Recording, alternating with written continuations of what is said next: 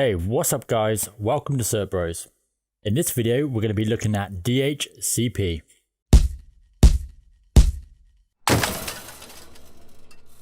So DHCP is one of those things that we all take for granted every single day.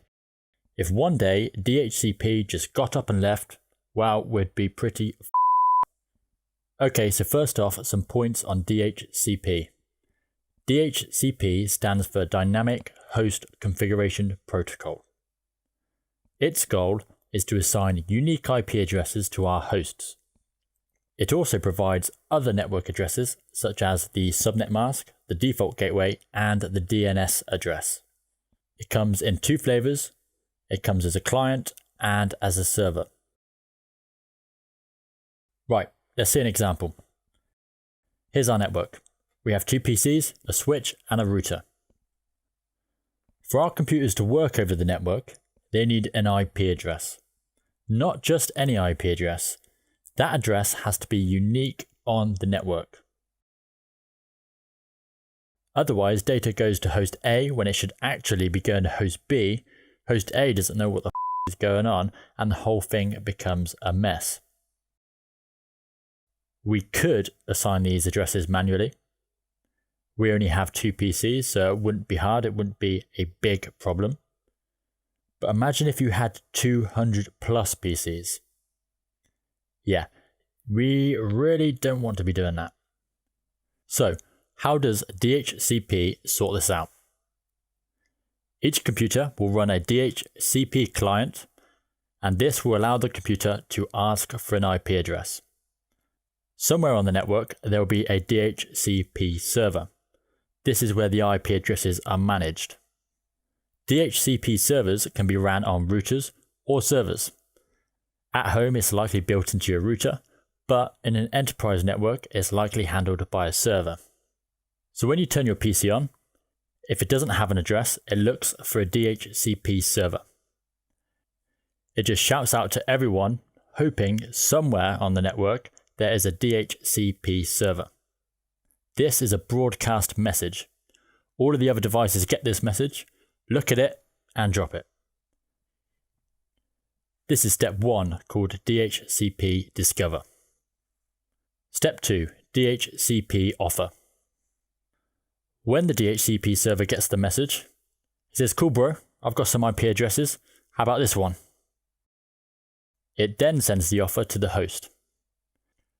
If more than one offer is given, the host will choose the first one it receives. Step 3, DHCP Request. The host says, "Awesome, I'll take it," and sends the request to the DHCP server. Step 4, DHCP Acknowledgement. The DHCP sends the IP address to the host along with the subnet mask, the default gateway, and the DNS server. The DHCP server keeps a record of all the leased IP addresses and their leased times.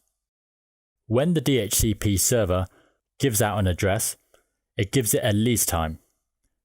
The lease time is a time period where the host will need to renew its address, otherwise it will return back to the available pool of addresses ready to be dished out to other hosts.